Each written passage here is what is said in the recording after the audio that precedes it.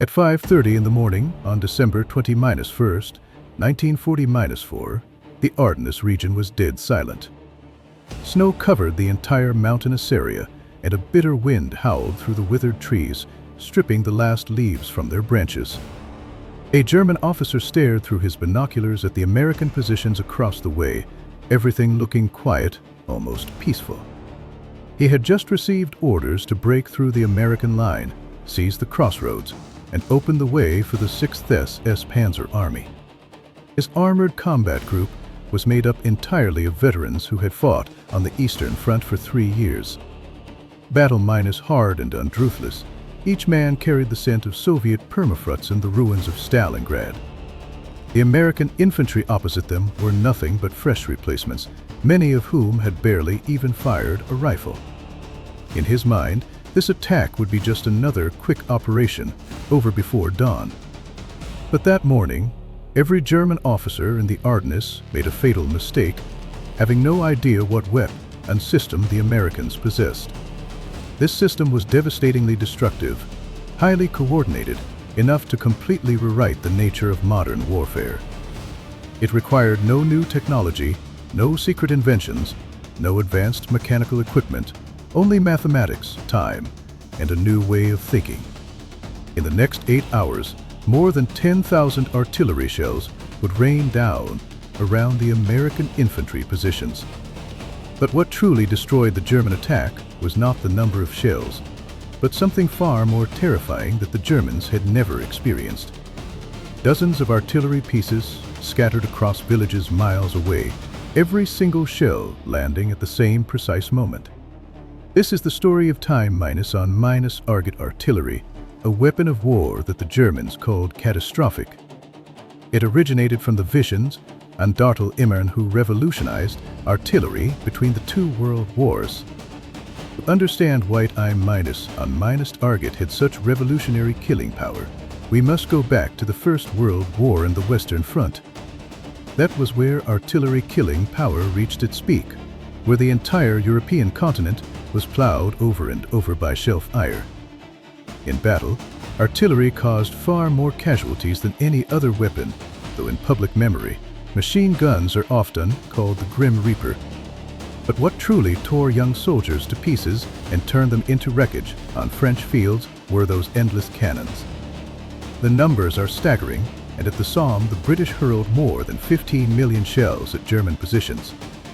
Before the Battle of Verdun, the Germans fired more than 2 million shells in just 12 hours, reducing French positions to scorched earth. Yet this tremendous killing power had a fundamental problem, as the enemy was always left with warning time. The first to land were ranging shots, which clearly told the soldiers in the target area where the next batch of shells would fall. A trained soldier could hear the sound of incoming shells, calculate their trajectory, and then take cover before they hit. The instinct for survival would make them scatter, press themselves flat against the ground, and find any place to hide. That is why in battle, even when the scale of bombardment was apocalyptic, it often failed to destroy the defending force. Before the Battle of the Somme, the Germans endured a full week of British shelling, the entire earth trembling under the barrage. When the bombardment stopped, they crawled out of their deep rock shelters and mowed down the British infantry with machine guns.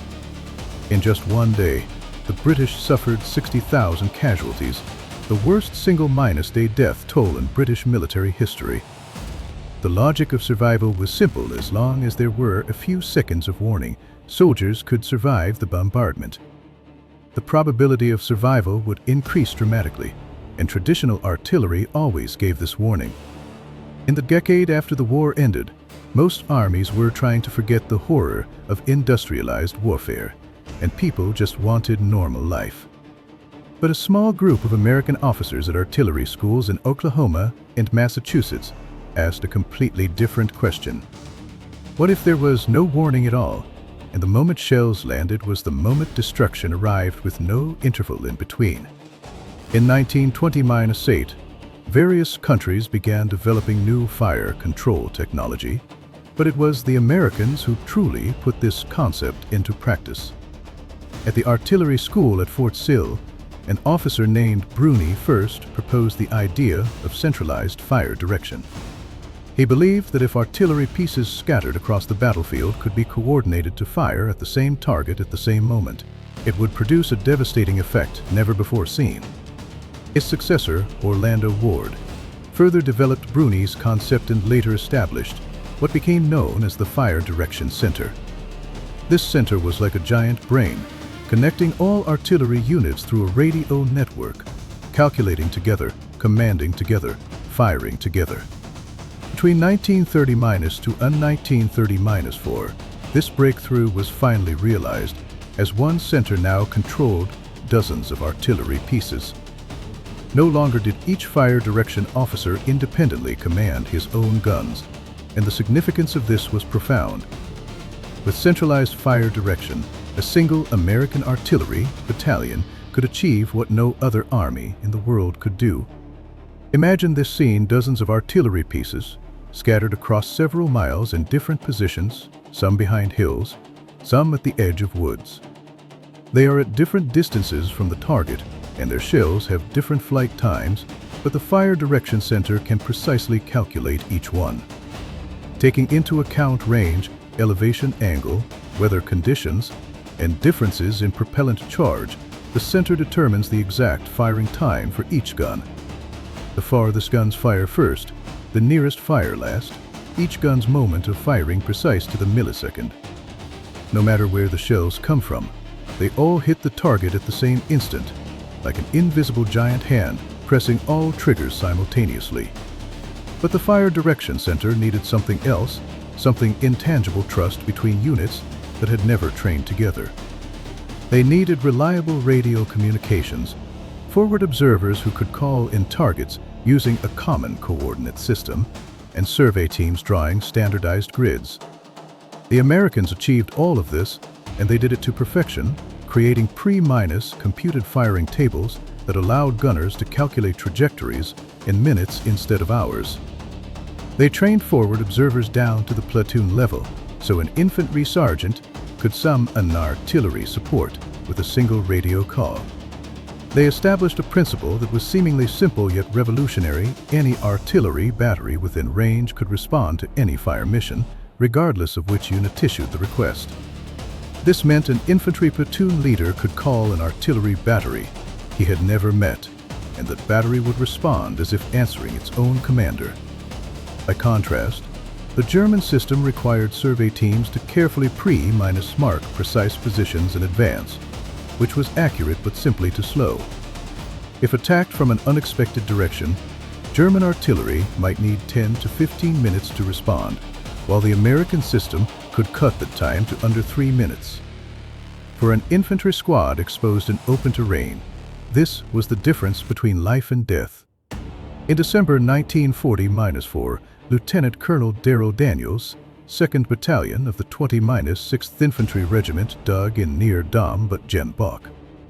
They knew they were holding the most critical terrain in the northern Ardennes, as the road behind them led to Legion, the Allied supply lines. In front of them, the full power of the 12th S Panzer Division was massing, ready to attack with armored vehicles and elite infantry. Daniel's men were exhausted, as the famous Big Red One had been fighting almost continuously since the Normandy landings. They had just emerged from the bloody Battle of the Hürtgen Forest, and many soldiers in the foxholes were replacements who had never seen combat. Attacking them were Hitler's SS elite, Eastern Front veterans, hardened men who had fought from Stalingrad to Normandy. The German attack began in the pre-dawn darkness as S Panzer Grenadiers charged toward the American positions supported by assault guns and Werfer rocket launchers. In the darkness, only the flashes from tank cannons and the white breath of the soldiers were visible. This should have been an unstoppable attack, as the Germans had numerical superiority, armored support, and the momentum of the offensive. By all previous experience, such a force ratio meant the American positions would be crushed in the first wave. But what happened next became legend among American Artilleriemern, as General Cliff Andrews wielded unprecedented firepower. Not only did he have his own division's guns, but also the artillery of the 90-9th Infantry Division and the Wicken Reinforcement Battalion. Altogether, he could call upon 20-3 artillery battalions with 340-8 guns, all aimed at the approaches to Dom Butgenbach. All connected through the Fire Direction Center, all capable of executing time minus on minus target missions that would concentrate their combined firepower. The first time minus on minus target strike hit a German company crossing open snow, and in that moment the entire world seemed to hit pause. Staff's Arjon Turwin Schwartz, manning an anti-minus tank gun on the American line, witnessed the shells landing with his own eyes. Not one after another as usual, not a staggered barrage that gave people time to take cover, but 100 or more shells landing simultaneously within the same 3-second window. The earth trembled, the air burned, and the snow was blasted into enormous crater fields, and the effect was absolutely devastating. Those German soldiers who had endured years of Soviet artillery on the Eastern Front, who had weathered Katyusha rocket barrages, completely collapsed and fled in all directions. They had never experienced anything like this, as these men, who had fought room by room in the ruins of Stalingrad, stood firm at Kursk.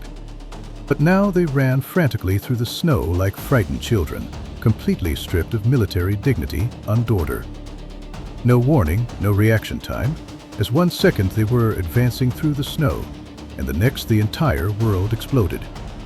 Soldiers were not just hit by conventional shrapnel, they were blown to pieces outright, the shockwave alone enough to stop a human heart.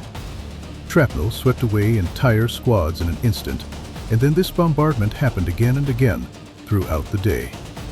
The Germans regrouped and attacked repeatedly, only to be shattered by artillery before they could even get close to the American infantry. Forward observers on the ridgeline called in targets, one after another, and the 2nd Battalion's positions were soon surrounded by a wall of steel. By the end of the day, the area the Americans called the Hot Corner was littered with dead and dying SS soldiers, the snow-stained Reed. One of the most feared units in the German military, the 12th SS Panzer Division, had been stopped dead in its tracks by a single American infantry battalion. The next day they tried again, with the same result, as captured German soldiers spoke about the American artillery with almost reverential awe. Time and again, they used the same word, catastrophic, saying they had felt safe and thought they knew how to survive bombardment. But here there was no first shell, no fixed pattern, only sudden and total destruction, and the psychological impact cannot be overstated. German soldiers began refusing to carry out advance orders during bombardments, and officers reported that Eastern Front veterans would not even leave their bunkers.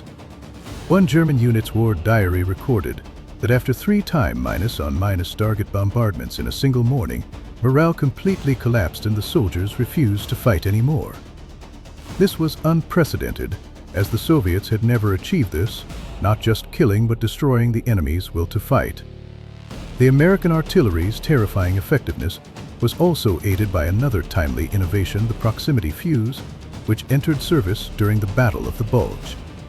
Traditional shells only exploded when they hit something, and much of their killing power was wasted as shells that buried themselves in soft earth sent fragments upward and outward. Soldiers lying on the ground or hiding in foxholes often survived, but the proximity fuse changed everything with its miniature radar that detected when the shell was about 30 feet from the ground. The shell exploded in mid-air, raining fragments directly down onto soldiers below, like an iron curtain of death descending from above. Every survival technique soldiers had learned became useless against the proximity fuse because the killing no longer came from the ground but from overhead. Those hiding in foxholes pressed flat against the ground, who should have survived a surface burst, died by the dozens, hundreds. This weapon completely overturned survival doctrines that had held on the battlefield for centuries, and the Pentagon initially prohibited using proximity fuses on land. Fearing the Germans might capture an unexploded shell and reverse-engineer the technology, the Pentagon kept the proximity fuse restricted to naval use until the Battle of the Bulge changed that decision. On December 20-3rd, all restrictions were lifted, and on the night of December 20-6th, American artillery using proximity fuses struck a German battalion crossing the Sauer River. According to official statistics, 702 German soldiers were killed in this engagement, virtually the entire battalion wiped out. General Patton, leading the 3rd Army north to relieve Bastogne, was almost gleeful when he reported the results to the War Department. He believed that when all armies possessed such shells, entirely new methods of warfare would have to be devised, as the combination of time-target and proximity fuses turned American artillery into almost a super weapon. German forces, caught in open terrain, had no chance at all, not even a slim one, but absolutely none. In the spring of 1940-5, American artillery superiority reached its peak as the Allies prepared to cross the Rhine. The 9th Army's crossing operation, named Flashpoint, assembled 270 artillery pieces in a carefully orchestrated symphony of fire. The fire plan called for a synchronized bombardment to thoroughly demoralize the defenders before the first alt boats reached shore. At exactly 1800 hours on March 20-3rd, 1940-5, all these guns opened fire simultaneously at a rate of 1,000 rounds per minute. In just the first hour, more than 60-5,000 hit German positions, transforming the opposite bank into a sea of fire. Generals William Simpson and Dwight Eisenhower watched from the west bank as the far shore was completely enveloped in smoke and flame. Winston Churchill, who had come to witness the crossing, exclaimed that the Germans were broken. "We have him. He is finished." The crossing succeeded beyond all expectations as resistance was scattered and confused, with many German units surrendering without even firing a shot. Within days, the 9th Army had established a bridgehead 30-5 miles wide and 12 miles deep, and the Germans finally understood what had happened to them. Field Marshal Rommel had observed the enemy's enormous advantage in artillery, and during the fighting in France, he added that the Americans enjoyed abundant ammunition supplies. Even the humble L-for liaison plane became a symbol of terror for German soldiers, as these small aircraft could rain more explosives on a target than a B-20-9 bomber. German soldiers knew that once one of these planes was circling overhead, death was only minutes away, and some units would scatter into the woods regardless of orders. A German soldier captured in France described the American artillery with fear and awe, saying that when Americans were attacked, they would immediately counterattack with fierce artillery. Ernie Pyle, the beloved war correspondent, wrote simply that our artillery was what the Germans feared most, almost more than anything else we had. General Eisenhower himself praised the Artillery, saying the speed, accuracy, and devastating power of American artillery won the confidence of the units it supported and struck fear into the enemy. In the 1930s, those who worked at Fort Sill developing the Fire Direction Center and conceiving time-on-target artillery never imagined their innovations would have such far-reaching impact. They worked in obscurity during peacetime, their technology dismissed by most military theorists. But the system they built required no new weapons, only more advanced thinking. In December 1940-4, the German soldiers shivering outside Dom Butgenbach realized the truth too late, as 100 shells landing simultaneously wrote a new chapter in the history of warfare. The Battle of Dom Butgenbach ended on December 20-6, 1940-4, with the 2nd Battalion still holding their positions and the 12th SS Panzer Division's offensive completely shattered. This was thanks to the courage of the American infantry and the mathematical wisdom of the American artillery, as one battalion held off an entire SS Panzer Division. All of this was made possible by the Fire Direction Center, computed firing tables, and the American innovation of the science of killing. General Patton summed it up best when he called his corps artillery the hammer that drove the steel nails into the Third Reich's coffin, and he was right. From the snow of the Ardennes to the banks of the Rhine, From the stand at Dom Butgenbach to the thunder of Operation Flashpoint, American artillery wove a net of death from mathematics and time. The outcome of this war was written long ago in the artillery schools of peacetime, as mathematics was the ultimate victor and the most ruthless one. If you want more hardcore breakdowns of history's deadliest miscalculations, smash that like button and subscribe. I am your strategy observer, and I will see you on the next battlefield.